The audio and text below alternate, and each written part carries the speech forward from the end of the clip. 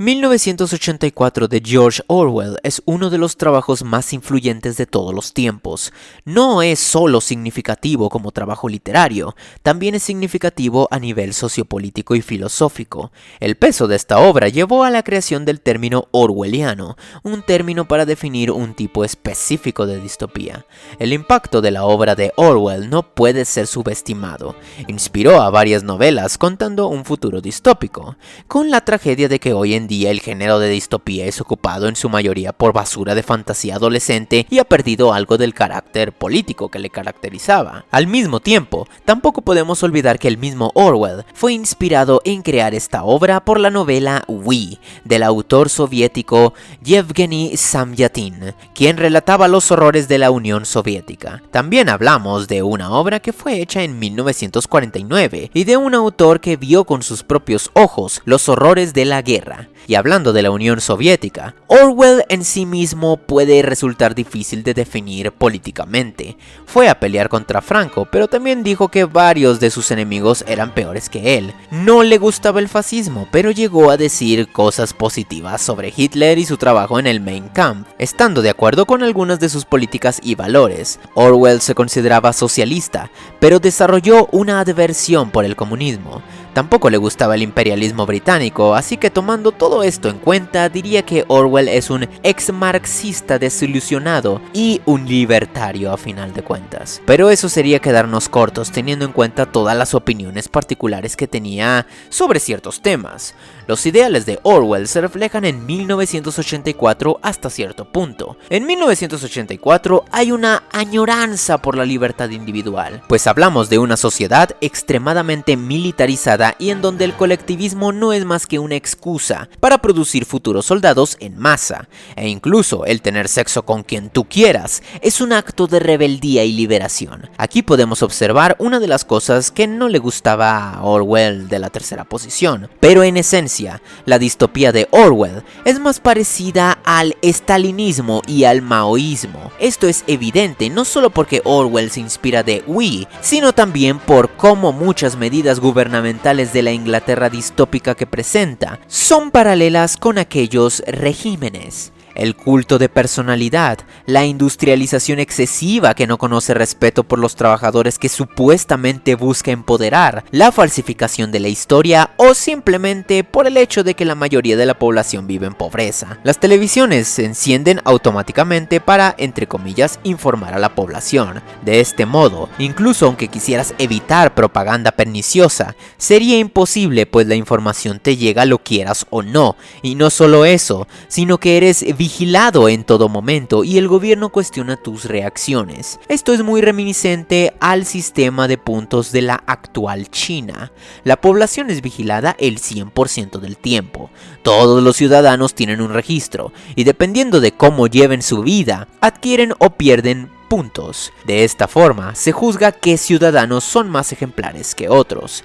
La forma en que la novela nos hace saber todos estos detalles confidenciales sobre su mundo es porque el protagonista trabaja para el Ministerio de la Verdad y el Amor, básicamente un ente que nos dice qué creer y qué tan inmoral eres como persona si no crees en la versión oficial. Básicamente, nuestra realidad actual en donde una versión oficial de la historia y las noticias arruinará tu vida si les contradices con la excusa de que eres tú quien está cometiendo un crimen de odio. Como bien dice el libro, la guerra es paz, la libertad es esclavitud, la ignorancia es la fuerza.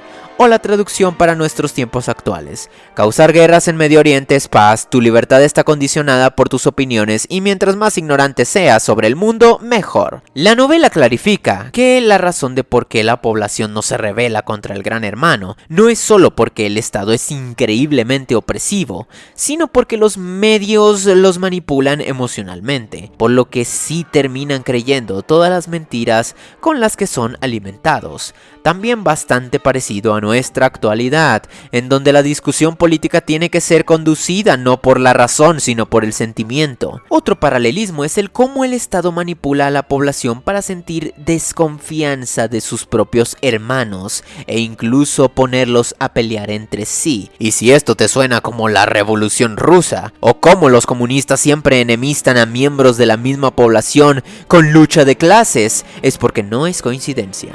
Pero esto no es suficiente para controlar a la población. La mayoría sigue al gran hermano, y la minoría, que termina aprendiendo demasiada información inconveniente, termina desapareciendo misteriosamente, haciendo pensar al resto que dicha persona nunca existió. Estos casos son extremadamente escasos debido a que el lenguaje también ha sido modificado y alterado para confundir o delimitar el pensamiento de la población.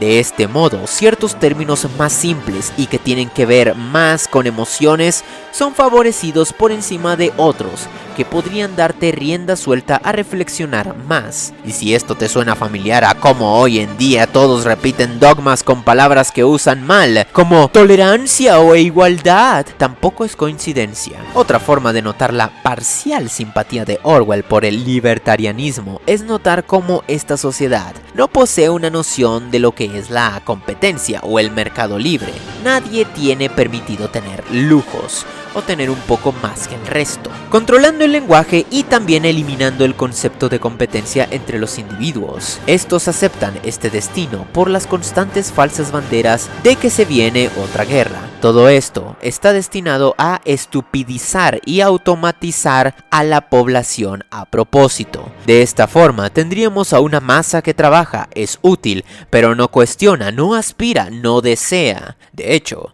esta sociedad está tan meticulosamente controlada que incluso las oposiciones al gobierno que existen son oposición controlada y son solo un señuelo para atrapar a los posibles rebeldes. De esta forma, se crea un filtro para ir eliminando a toda esa gente inteligente que podría cuestionar el status quo, mientras que a los tontos se les da la ilusión de que, como hay oposición, entonces no viven en una sociedad controlada y el gran hermano no es esta figura fría que priva toda libertad. Con una sociedad tan increíblemente controlada, ¿cómo logrará nuestro héroe destronar y vencer a este malvado gobierno? Contrario a las fantasías adolescentes de hoy en día, no lo logra simplemente porque no es plausible. El libro termina con desesperanza, dejándote el mensaje de que una vez lleguemos a este punto, ya no habrá vuelta atrás. 1984 es una distopía desde el punto de vista libertario. Cada aspecto de tu vida es controlado, no existe la competencia, el individualismo es penalizado, todos deben pensar lo mismo, y cosas similares que tienen que ver más que nada con la libertad. La distopía de Huxley en Brave New World es exactamente lo contrario, es la distopía desde el punto de vista tradicionalista. Las cosas son igualmente controladas, pero los individuos actúan por decisión propia y todo es extremadamente liberal. Si la distopía de Orwell es el contradictorio comunismo estatista de Mao y Stalin, la distopía de Huxley es el libertarianismo y el capitalismo a riendas sueltas. Un mundo en donde somos Estados Unidos en su máximo nivel. Debido a la naturaleza extremadamente automatizada de la distopía de Orwell, los personajes de la obra resultan bastante secos. Todo se reduce a rebeldes y controlados, no dejando lugar a más complejidad o subtipos de dichos tipos. Brave New World también tiene sus problemas, pero un aspecto que prefiero es el cómo hay una ilusión de libre albedrío. Sí, es una distopía, la vida de la gente está controlada, pero las personas no tienen exactamente las mismas visiones u opiniones como en 1984, y lo mismo puede decirse de la vida real. Los normies en esencia tienen las mismas opiniones de mierda como en 1984, pero dichas opiniones de mierda también difieren en detalles menores y matices. En 1984 la población bien pueden ser robots, lo cual es algo irrealista y alien de imaginar. Si hay algo brillante de la novela de Orwell, es el término Dagspika, el cual se refiere a todos esos ciudadanos que creen tener opinión propia, pero solo repiten todo lo que es oficialista. Este es básicamente el meme del NPC antes del NPC, pero como bien dije, hasta los NPC tienen matices diferentes en lo que es en esencia una misma opinión moldeada por los medios y el entretenimiento. Orwell tuvo en su tiempo bastantes observaciones brillantes de este tipo, pero también comete algunas falacias que hacen a su historia menos plausible. Esta Inglaterra es más perfecta en automatización que los mismos regímenes que critica. Dichos regímenes nunca llegaron a este nivel de perfección en controlar a la población, precisamente porque su ideología va en contra de la naturaleza humana. El resultado de esto es millones de ejecuciones de rebeldes y millones de personas recurriendo a actividades ilegales para poder sobrevivir. En 1984, la sociedad es demasiado obediente sin obtener algún tipo de gratificación. El miedo puede lograr controlar a una población, pero no es suficiente. Al final, la vida será tan un infierno que la gente estará dispuesta a morir con tal de tener la esperanza de salir de dicho infierno. Al final, una sociedad, para ser controlada, necesita una combinación de miedo y placer. ¿Piensas rebelarte? Aquí entra el elemento del miedo. Y luego entra el placer para distraer tu mente y olvidarte de la primera cuestión. Una de las críticas más severas que podría hacer, sin embargo, es su manejo del individualismo y el colectivismo. La razón de por qué esta sociedad sigue en pie es porque se le dice a la gente que un enemigo nacional se acerca y una guerra siempre está ocurriendo. La novela nos recalca que las libertades individuales son despreciadas y al final todos actúan como un gran colectivo por esto mismo. Pero esto es contradictorio y no tiene sentido, cuando el libro también te dice que la gente desprecia a sus propios compatriotas y estos se están traicionando y saboteando constantemente.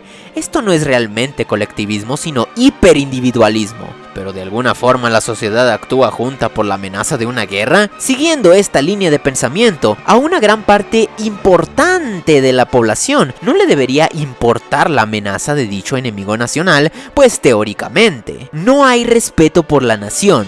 Si no sientes estima por tus compatriotas, no existe razón para pelear una guerra por la nación. En pocas palabras, la sociedad actúa de forma colectivista por motivos materialistas e individualistas, pero no toman el siguiente paso lógico. Que la sociedad sea tecnológicamente avanzada tampoco tiene mucho sentido cuando consideras que la mayoría vive con miedo y con una educación precaria. Quien mantiene el funcionamiento médico o tecnológico de esta sociedad es algo que el libro nunca responde. Esta es otra razón de por qué la distopía de Huxley tiene más sentido. La gente con una inteligencia por encima del promedio es motivada a trabajar en estos campos por el placer. Al final es verdad que el placer y el hedonismo, como formas de movilizar a los humanos para ser ganado, es algo que tiene incluso más peso que el miedo mismo. Por este motivo, el sistema estalinista y maoísta no funcionó durante mucho tiempo, y cuando lograron algo significativo como enviar un satélite al espacio, fue porque robaron tecnología y secuestraron a un alemán, no porque un montón de gente hambrienta de los suburbios llegaron con la brillante idea, lo cual es muy poco probable. En conclusión, 1984 es recomendado más como un estudio político e histórico que como literatura. E incluso en esas, Orwell no estaba diciendo lo más brillante de la historia. Era un ex marxista decepcionado con los últimos intentos de socialismo y no le gustaba el autoritarismo. Punto. Considero a We, Brave New World y a Player Piano como mejores obras. 1984, si bien es interesante por los conceptos, es solo eso, una idea. Los personajes son una hoja en blanco y en términos de narrativa es escueto, pues es bastante lineal y no ofrece mucho más en esos términos. Le doy a 1984 un 6 de 10. Pero como bien dije, como estudio político es esencial. What's the use of money if you ain't gonna brave them all?